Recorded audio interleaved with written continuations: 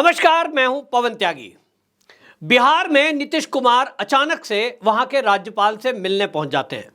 40 minute की मुलाकात होती है। बाहर आकर कोई मीडिया से चर्चा नहीं और सीधे चले जाते हैं। अब इसके बाद कयास लगाया जाने लगा कि आखिरकार नीतीश कुमार क्या करने जा रहे हैं, क्योंकि पिछले काफ़ी दिनों से ये चर्चा का बाजार गर्म है कि बिहार में एक बार फिर से नीतीश कुमार पलटी मारने वाले हैं। अब पलटी मारने वाले हैं, लेकिन जाएंगे कहां? भारतीय जनता पार्टी में।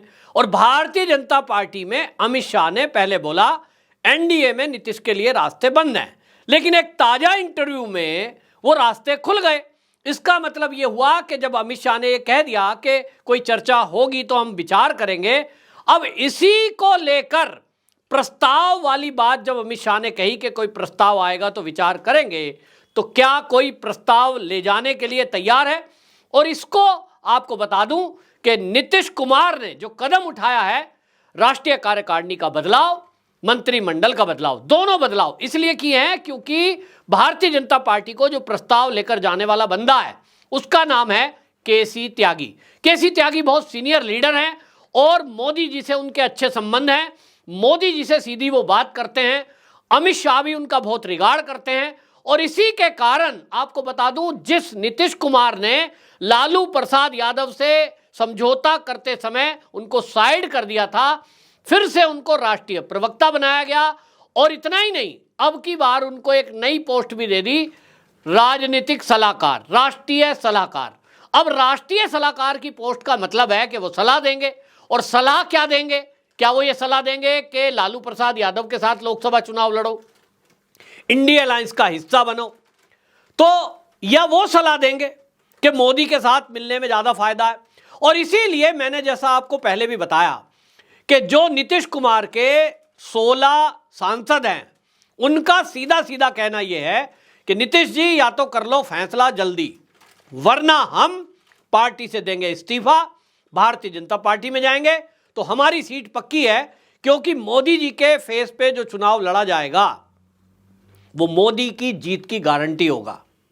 और जिस तरह से 22 जनवरी को जो प्राण प्रतिष्ठा अयोध्या में हुई है, उसका सबसे ज्यादा अगर इंपैक्ट देखने को मिला है तो आपको बता दूं कि जो मिथिला क्षेत्र है, अब बिहार का जो क्षेत्र है, और बिहार में भी वो क्षेत्र जहां भारतीय जनता पार्टी एक तरह से कहें कम परफॉर्म कर पाती है, उस पूरे एरिया में वहां वो माहौल राममय था कि गांव-गांव में दीपावली मनाई गई, लोग सड़कों पर उतरे, जय श्री राम के नारे लग रहे थे। और बिहार के बहुत सारे लोग अयोध्या में थे 22 जनवरी की प्राण प्रतिष्ठा के दिन, और उनका कहना यह था कि जो राम को लाए हैं हम तो उनको लाएंगे।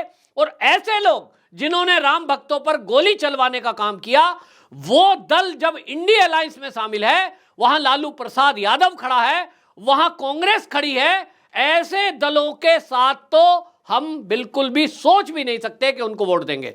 और इस बात से ये मैसेज नीतीश कुमार तक पहुंचाई है। एक तरफ उनके सांसद अल्टीमेटम दे चुके, दूसरी तरफ रामलला की प्राण प्रतिष्ठा के बाद जो बिहार का माहौल बदला है, जिन जातियों में बांटकर वो हिंदुओं की वोट लेने का सपना देख रहे थे, अब वो सपना तो टूट गया, क्योंकि अब लोग ना तो भूमियार हैं, ना कोई ब्राह्मण है, ना कोई ठाकुर है, ना कोई यादव रहा है, ना कोई पिछड़ा अति पिछड़ा रहा है। अब बिहार के अंदर एक बयार चली है और सब हिंदू बन गए हैं। अब ये जो हिंदू बने हैं, इसका लाभ तो सीधा सीधा बीजेपी को मिलेगा, क्योंकि वही एक पार्टी है जो हिंदू की बात करती है, हिंदू हित की बात करती है। अगर बात करें आरजेडी की या जेडीयू की, ये दोनों दल तो ऐसे हैं कि अपनी पीठ थपथपा रहे थे जब इन्होंने जातिगत गणना करवाई थी।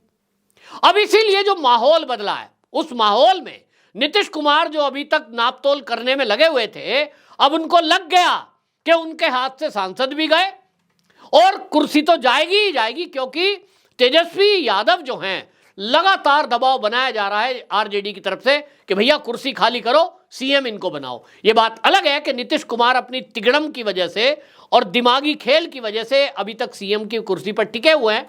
जैसा मैंने पहले भी बताया, अंदाजा है मेरा कि उन्होंने ये कह दिया होगा कि अगर मुझे जबरदस्ती हटाओगे तो मैं उसी दिन विधानसभा भंग करा दूंगा, और फिर लोकसभा का चुनाव विधानसभा के चुनाव के साथ होगा, तो तुम देख लो तुम्हारा क्या होगा। तो कुल मिलाकर के इस दबाव में शायद लालू प्रसाद यादव जबरदस्ती तो नहीं कर रहे हैं, लेकिन सवाल यह उठ रहा था कि क्या लोकसभा चुनाव के बाद तक ये नीतीश कुमार मुख्यमंत्री बने रहेंगे। अब लालू प्रसाद यादव को इन्होंने इतना दबा दिया कि देखिए मंत्रिमंडल बदल दिया। लालू जी के खासम खास चंद्रशेखर को मंत्रिमंडल से यानी शिक्षा मंत्रालय से हटा दिया। तेजस्वी यादव की फोटो और पोस्टर से, ये सब पोस्ट है, सोशल मीडिया से पोस्ट हटा दी, पोस्टरों से फोटो हटा दी, नियम बदल दिया। खाली योजनाओं में और पोस्टर पर सीएम का चेहरा रहेगा। ऐसा नियम बनने के बाद भी लालू जी चुप है। क्यों? क्योंकि उनको पता है उनके सामने कोई ऑप्शन नहीं है। सामने ईडी और सीबीआई के केस खड़े हैं और जेल की सलाखें उन्हें दिख रही है, और इसलिए उनको लगता है कि बेटा डिप्टी सीएम ही सही, सत्ता तो अपने हाथ में है, चल रही है। लेकिन अब जो खबरें आ रही हैं, इस खबरों के अनुसार निश्चित जान लीजिए कि जिस तरह से केसी त्यागी का बयान आ गया, अब आपको दो बयान इसमें देखिए। जो कोई लोग कहते हैं जी आप बार बार कहते हो सरकार गिरेगी, सरकार बदलेगी, आपको बता दूं कि ये कोई ऐसे निराधार नहीं है। इस निराधार में आपको बता दूं बात क्या है। सीधा सीधा बात यह है कि वहां जो है जिस तरह से केसी त्यागी को आगे किया गया है, केसी त्यागी जी का एक बयान आया है। जब पत्रकारों ने पूछा, राम मंदिर को लेकर उनसे सवाल पूछा, क्या आप राम मंदिर में जाएंगे, तो उन्होंने कहा हम तो पहले भी गए, हम तो राम के भक्त हैं, हम तो फिर से जाएंगे। दूसरी तरफ यही सवाल जब लालू प्रसाद यादव से पत्रकारों ने पूछा कि राम जी के मंदिर में प्राण प्रतिष्ठा हो रही है, क्या आप राम मंदिर जाएंगे, उन्होंने कहा सवाल ही नहीं उठता, हम नहीं जाएंगे। बिल्कुल मना कर दिया, साफ साफ हम नहीं जाएंगे। तो एक तरफ लालू प्रसाद है जो कहते हैं हम राम मंदिर में नहीं जाएंगे, एक तरफ जेडीयू के प्रवक्ता हैं, ऑफिशियल प्रवक्ता हैं, और वो कहते हैं हम तो सब जाएंगे, जाते भी रहे हैं। ये बता रहा है कि दूरियां बढ़ गई हैं, रास्ते अलग अलग हो गए हैं। और इसका अंदाजा इसी से लगाइए कि बिहार में बेतिया में मोदी जी की रैली थी जो 27 जनवरी को होनी थी, उसका भी डेट ट्रांसफर कर दिया गया। और आपको बता दें कि वो पहले 27 जनवरी की थी, अब बेतिया वाली जो मोदी जी की रैली है उसको 4 फरवरी तक के लिए एक्सटेंड कर दिया गया है। क्यों कर दिया गया है? कोई तो कारण होगा, वजह है ना, कोई कारण होगा, तो निश्चित रूप से कोई कारण है। और सूत्रों के हवाले से एक खबर मिल रही है कि इसको आगे इसलिए बढ़ाया गया है क्योंकि मोदी जी को परियोजनाओं की घोषणा करनी थी और आचार संहिता लगने के बाद आप ये कर नहीं सकते, तो ये आगे बढ़ा दी गई है। यानी अभी आश्वस्त है कि अभी वेट किया जा रहा है, और इसके पहले जेपी नड्डा को बिहार में रैली करनी है, इसके पहले ही कुछ खेल हो जाएगा। बिहार के जो पत्रकार पिछले काफी दिनों से इस पर कवरेज कर रहे हैं और वो दावा कर रहे हैं कि 25 जनवरी तक बिहार में सत्ता परिवर्तन हो जाएगी, निश्चित रूप से वो सही होता दिखाई दे रहा है। क्योंकि अब जो राज्यपाल से मिलना है उसमें जो सूत्रों के हवाले से खबर आ रही है वो ये हो रही है, भले ही चाहे ऊपर से जेडीयू के नेता या आरजेडी के नेता कुछ भी गए कि साहब वहां बात हो रही थी यूनिवर्सिटी को लेकर के, वहां बात हो रही थी बजट सत्र को लेकर के, ऐसी बातों में 40 मिनट नहीं लगता है। राज्यपाल से मिलने के लिए आए वो बात अलग है, लेकिन जो सूत्र हैं वो तो ये बता रहे हैं कि जोड़ तोड़ पर सारी बातचीत हुई है कि मैं यदि विधानसभा भंग करने का इस्तीफा देता हूं, मैं अपना इस्तीफा देता हूं, उसके बाद मैं अपना इस्तीफा दूंगा, उसके बाद जो पार्टी है दूसरी वाली भारतीय जनता पार्टी यदि दावा पेश करती है कि जी हम सरकार बना रहे हैं, तो समर्थन का पत्र और उसमें फिर समय जो चाहिए बहुमत सिद्ध करने का, बाकी चीजें, उस सब पर बैठकर बातचीत हुई है, ऐसा सूत्रों का कहना है। और इस जोड़ तोड़ की सारी रीति के आगे ये देखा गया है कि क्या कोई आरजेडी के, जेडीयू के नेता भी इसमें कुछ घपला कर सकते हैं या बाधा बन सकते हैं। इन सब गुणा भाग पर बातचीत हुई है और नीतीश कुमार ने एक तरह से बताएं तो ये पूरी तैयारी कर ली है कि अब उनको सत्ता सौंपनी है भारतीय जनता पार्टी को, और खुद उनकी जो रणनीति, आगे की राजनीति है, वो अब एक्टिव पार्टिसिपेट बिहार में नहीं करेंगे। ये क्योंकि इसलिए हो रहा है, आपको याद होगा जो वहां कहा जाता है बिहार के अंदर के मोदी जी के चहेते और मोदी जी जिसको बेटा मानते हैं वो है चिराग पासवान, और चिराग पासवान ने यह कह दिया था कि जहां नीतीश कुमार होंगे वहां मैं नहीं होऊंगा।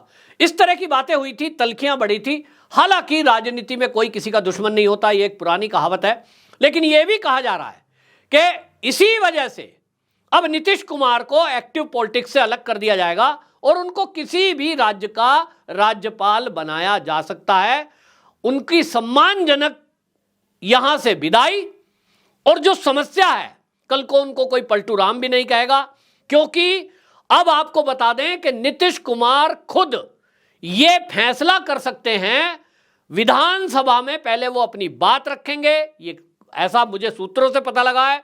विधानसभा के अंदर बजट सत्र के दौरान अपनी बातचीत रखेंगे, अच्छा सा बजट रखेंगे ताकि एक मैसेज जा सके कि जेडीयू में अगर यहां सरकार चलते में कोई गड़बड़ी हुई है तो वो गड़बड़ियां आरजेडी के कारण हुई है, और अगर कोई अच्छी चीजें हुई हैं, चाहे वो भर्तियां हुई हो, फिर चाहे वो नियुक्तियां हुई हो, फिर चाहे वो योजनाओं का इंप्लीमेंट हुआ हो, वो सुशासन बाबू ने किया है, यानी नीतीश कुमार ने किया है। नीतीश कुमार अपना योजनाओं के बारे में बताना, मीडिया को कवरेज करना और अपनी बात को रखने के लिए विधानसभा को चुनेंगे, और विधानसभा में ही ऐसा सुनने में आ रहा है कि वो ये घोषणा कर सकते हैं, उसके बाद वो इस्तीफा दे सकते हैं। अब फिर उसके बाद अगला मुख्यमंत्री कौन, तो जैसा मैं पहले बता ही चुका हूं, भारतीय जनता पार्टी की तरफ से सम्राट चौधरी वो नाम है जिसको वो मुख्यमंत्री बनाने के लिए पहले से ही शायद तैयारी है।